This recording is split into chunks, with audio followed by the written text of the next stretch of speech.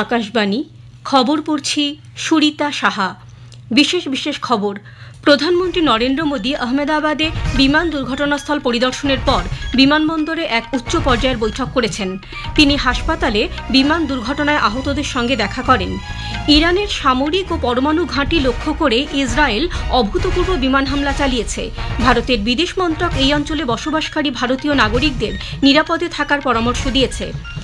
ভারতের বিদেশ সচিব বিক্রম মিস্ত্রি আজ নতুন দিল্লিতে চীনের উপবিদেশমন্ত্রী সান উই-ডং এর সঙ্গে বৈঠক করেছেন। ভূরাজনৈতিক উত্তেজনার প্রেক্ষিতে শেয়ার বাজারে আজ নিম্নগতি লক্ষ্য করা গেছে। ভারতীয় আবহাওয়া দপ্তর উত্তর ভারতের বিস্তীর্ণ অঞ্চল জুড়ে তীব্র তাপপ্রবাহের সতর্কতা জারি করেছে। আসছি বিস্তারিত খবরে।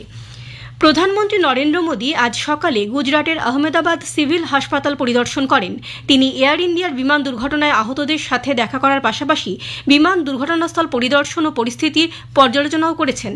সমাজ মাধ্যমের এক বার্তায় প্রধানমন্ত্রী বলেন, আহমেদাবাদের বিমান দুর্ঘটনায় দেশ গভীরভাবে মর্মাহত।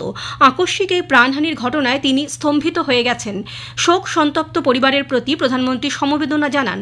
শ্রী মোদী এয়ার ইন্ডিয়ার বিমান দুর্ঘটনায় বেঁচে যাওয়া একমাত্র ভারতীয় বংশোদ্ভূত ব্রিটিশ নাগরিক বিশ্বাস কুমার রমেশের সঙ্গেও দেখা করেন। তিনি তাঁর ভয়াবহ অভিজ্ঞতার কথা জানান। मैं जो साइड पे था ना, वो साइड हॉस्टल पे नहीं लैंड हुई थी। हॉस्टल के जो ग्राउंड फ्लोर है ना, जैसे नीचे वहाँ लैंड हुई थी। तो मुझे दूसरे के बारे में मेरे को पता नहीं, लेकिन मैं जहाँ लैंड हुआ था ना, वो नीचे की साइड थी। वहाँ थोड़ा पेस भी था प्लेन के जब बाहर। तो जैसे मेरा डोर टूटा ना, सब देखा ना, जब थोड़ा इधर पेस है, मैं ट्राई कर सकता हूँ निकलने के लिए, तो फिर मैं निकल गया उधर। क्योंकि अपोजिट साइड पे था ना, वो बिल्डिंग का वो था ना दीवार, तो उधर से कोई शायद नहीं निकल सका होगा, क्योंकि उधर पूरा उधर ही क्रैश हुआ था। पता नहीं मैं कैसे बचा हूँ। এদিকে সিভিল হাসপাতালের সুপারিনটেন্ডেন্ট ডাক্তার রাকেশ যোশী বলেছেন, ৩২ জন বর্তমানে চিকিৎসাধীন। কয়েকজন চিকিৎসকের শরীর মারাত্মক অগ্নিদগ্ধ, তবে সকলেরই অবস্থা স্থিতিশীল। প্রধানমন্ত্রী বিমান দুর্ঘটনাস্থল পরিদর্শন করেন। এরপরে তিনি আহমেদাবাদ বিমানবন্দরে একটি উচ্চ পর্যায়ের বৈঠকে যোগ দেন। এই বৈঠকে মন্ত্রী ও শীর্ষ আধিকারিকরাও পরিস্থিতির পর্যালোচনা করেন। তিনি বিমান দুর্ঘটনায় নিহত গুজরাটের প্রাক্তন মুখ্যমন্ত্রী বিজয় রূপানীর পরিবারের সদস্যদের সাথেও দেখা করেন। আকাশবাণীর সংবাদদাতা জানিয়েছেন, বিমান দুর্ঘটনায় শনাক্তকৃত মৃতদেহগুলি ময়নাতদন্তের পর আত্মীয়দের কাছে ফিরিয়ে দেওয়া হচ্ছে। এখনো পর্যন্ত 4টি মৃতদেহ পরিবারের সদস্যদের হস্তান্তর করা হয়েছে। আগেই জানানো হয়েছে, এই বিমান দুর্ঘটনায় 12 জন ক্রু সদস্য সহ 241 জন নিহত হন। বেশ কয়েকটি নিরাপত্তা সংস্থা উদ্ধার কাজ চালিয়েছে।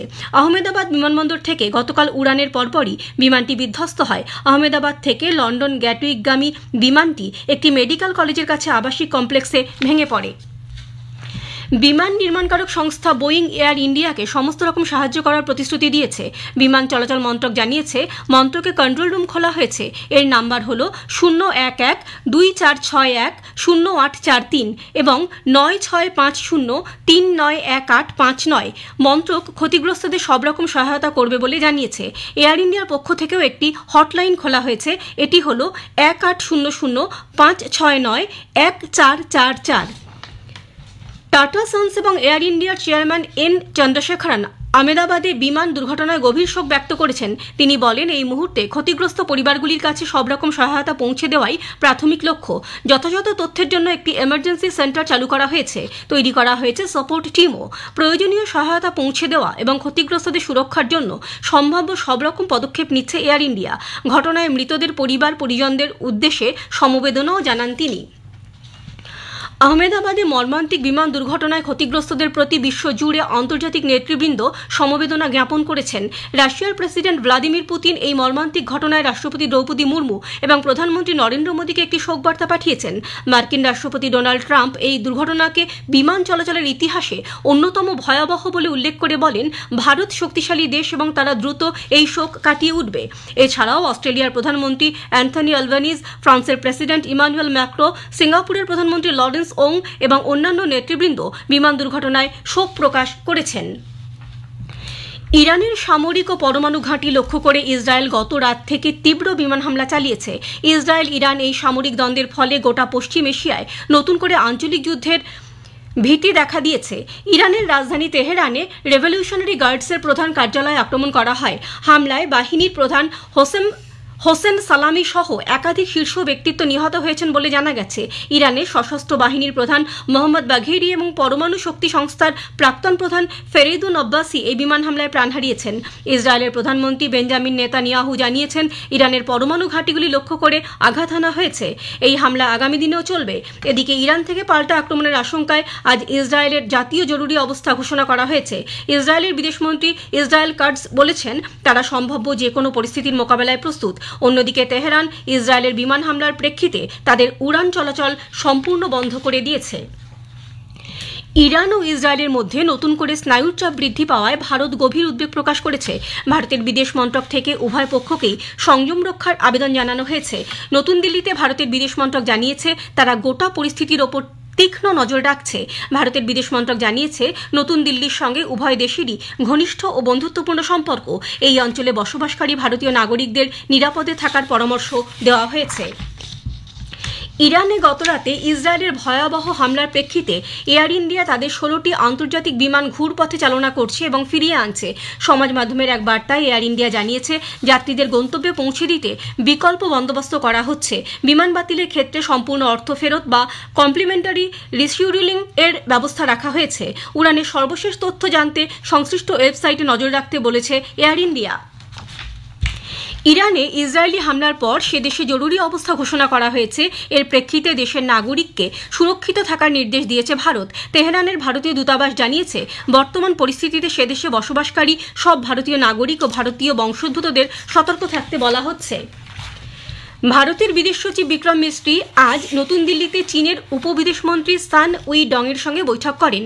দুটি দেশের পারস্পরিক স্বার্থ সংশ্লিষ্ট বিষয় নিয়ে তাদের মধ্যে আলোচনা হয়। বিদেশ মন্ত্রক থেকে এক বিবৃতিতে বলা হয়েছে, এই বৈঠকে তারা সম্পর্ক স্থিতিশীল রাখার দিকে গুরুত্ব দিয়েছেন। এছাড়াও জনকেন্দ্রিক কর্মসূচিকে অগ্রাধিকার দেওয়ার ব্যাপারেও তাঁরা সহমতে পৌঁছেছেন। এদিকে ভারতের বিদেশ সচিব এবছর কৈলাস মানস সরোবর যাত্রায় চীনের সহযোগিতার প্রশংসা করেছেন। উভয় পক্ষই অর্থনৈতিক ও বাণিজ্য সংক্রান্ত আলোচনা এগিয়ে নিয়ে যাওয়ার ব্যাপারে সম্মত হয়েছে। উল্লেখ্য, ভারত ও চীনের কূটনৈতিক সম্পর্কের 75 বছর উপলক্ষে উভয় দেশ তাদের পরিকল্পিত কার্যক্রমগুলি ইতিবাচক দৃষ্টিভঙ্গিতে নেবে বলে জানিয়েছে। এর খবর আপনারা শুনছেন আকাশবাণী থেকে।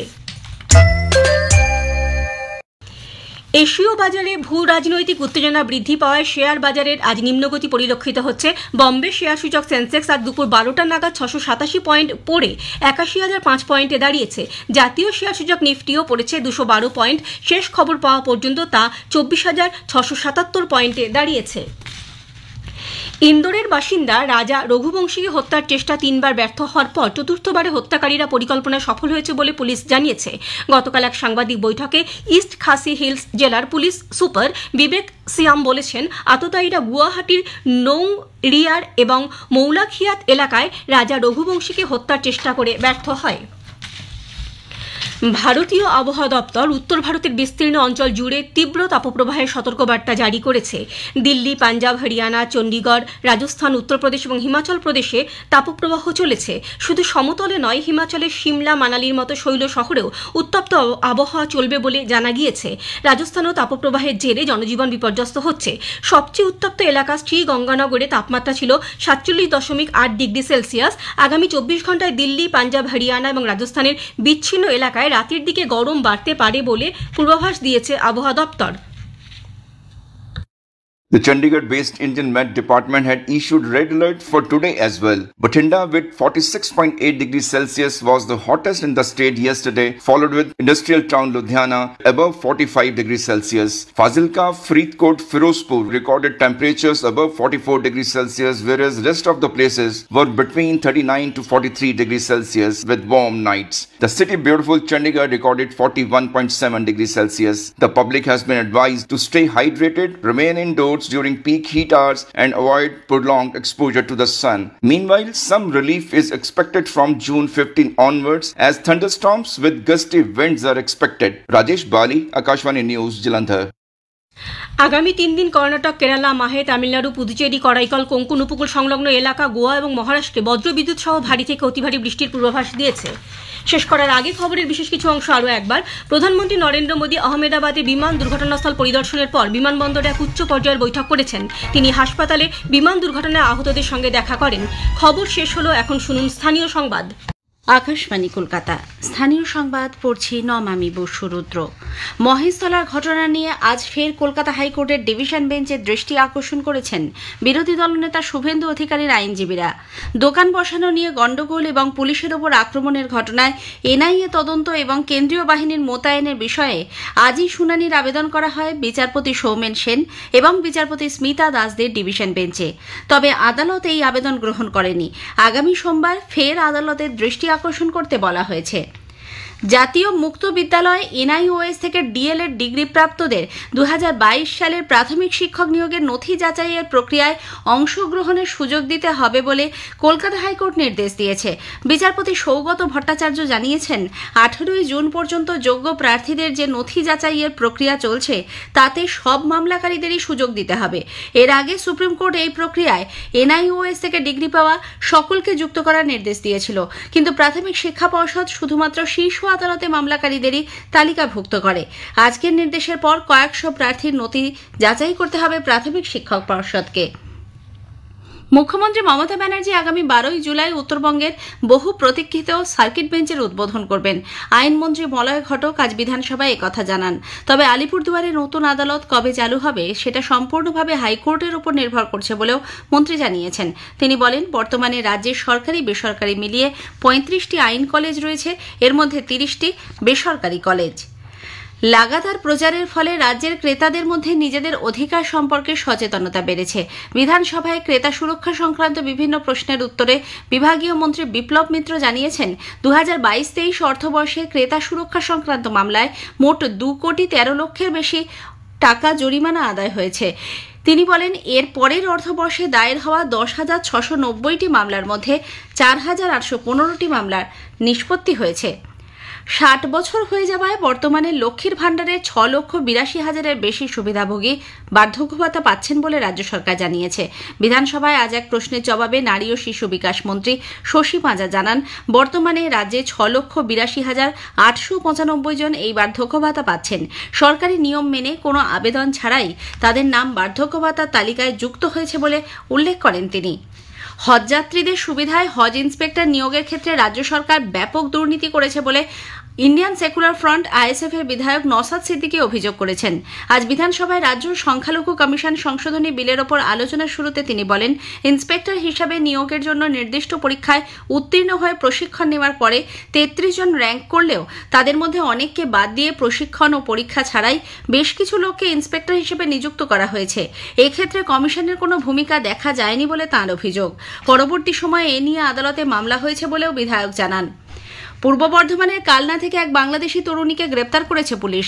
খেয়াঘাট সংলগ্ন এলাকায় ঘোরাফেরা করতে দেখে সন্দেহ হলে পুলিশে খবর দেওয়া হয়। শিল্পী আখতার নামে ওই বছর 19-এর তরুণী জানিয়েছে, তার এক বন্ধু তাকে ভারতে নিয়ে এসেছে, তবে কোনো বৈধ নথি সে দেখাতে পারেনি।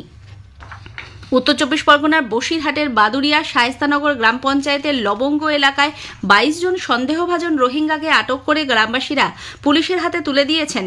তাদের দাবি, গত বৃহস্পতিবার রাতে বেশ কয়েকজন সন্দেহভাজন রোহিঙ্গা একটি নির্মীয়মান বাড়ির নিচে একসঙ্গে আশ্রয় নেয়। গত কয়েক বছর আগে বাংলাদেশ থেকে তারা ভারতে প্রবেশ করেছিল। হায়দ্রাবাদ সহ বিভিন্ন জায়গায় থাকার পর বাংলাদেশে ফিরে যাওয়ার পরিকল্পনা করছিল তারা। ধৃতদের মধ্যে বেশ কয়েকজন মহিলা ও শিশু রয়েছে। তাদের কাছ থেকে উদ্ধার হয়েছে কয়েকটি রিফিউজি কার্ড। জলপাইগুড়ির ময়নাগুড়ি ভোটপট্টি এলাকায় বিকশিত কৃষি সংকল্প অভিযানে খরিফ চাষে প্রযুক্তির ব্যবহার নিয়ে চলছে প্রচারাভিযান।